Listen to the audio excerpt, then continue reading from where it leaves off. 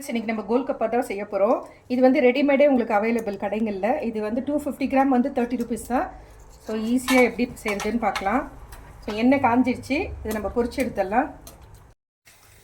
கொஞ்சம் நீங்கள் பொரிக்கும் போது அந்த எண்ணெயை மேலே அப்படியே ஊற்றி விடுங்க, அப்போ தான் கரெக்டாக அது அப்படியே உப்பிக்கிட்டு வரும்.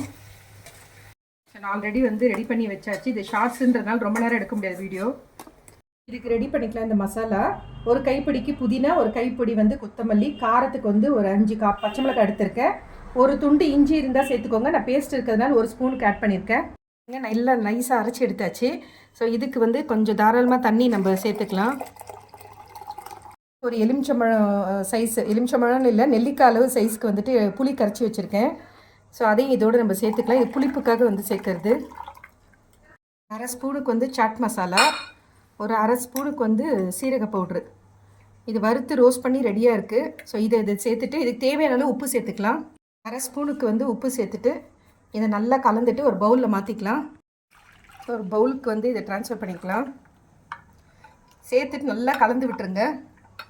4 கேஜிக்கு உருளைக்கிழங்கு வேக வச்சுட்டு இந்த மாதிரி நல்லா ஸ்மாஷ் பண்ணி வச்சுக்கோங்க. கொஞ்சமாக வந்து கொத்தமல்லி கார்னிஷ்க்கு. இதுலேயே வந்து ஒரு சின்ன வெங்காயம் பொடியாக கட் பண்ணி வச்சுருக்கிறேன். ஒரு வெங்காயம் போதும், மீடியம் சைஸ் வெங்காயம்.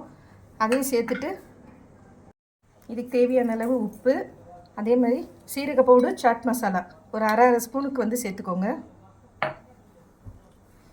சேர்த்துட்டு இதை நல்லா மிக்ஸ் பண்ணிக்கணும். நல்லா இதை வந்து கலந்து விட்டுக்கோங்க. ஸோ இந்த மாதிரி ஒன்று உடச்சிக்கோங்க, ஸ்டஃப் பண்ணுறதுக்காக. அவ்வளோதான். உருளைக்கிழங்கு ஸ்டஃப் வந்து இது உள்ளே வச்சுட்டு நீங்கள் சாப்பிடும்போது வந்து பூந்தி வந்து கொஞ்சம் ஆட் பண்ணிக்கோங்க. முன்னாடியே போட்டு பண்ணிட்டீங்கன்னா இல்லை, சாப்பிட்றதுக்கு உட்காந்துட்ட பிறகு அப்புறமா ரெடி பண்ணிக்கோங்க. கொஞ்சம் மேலே அப்படியே தூவி விட்டிங்கன்னா சாப்பிடும்போது நல்லாயிருக்கும். ஊறிடுச்சுன்னா ரொம்ப நேரம் ஊற விட்டுட்டிங்கன்னா அப்படியே பொதுபொதுன்னு ஆகிடும். ஸோ இப்போ பாருங்கள், நம்மளுடைய கோல்கப்பா ரெடி. பாருங்க ஃப்ரெண்ட்ஸ், நம்மளுடைய கோல்கப்பா ரொம்ப சிம்பிளாக வீட்லேயே வந்து செஞ்சாச்சு.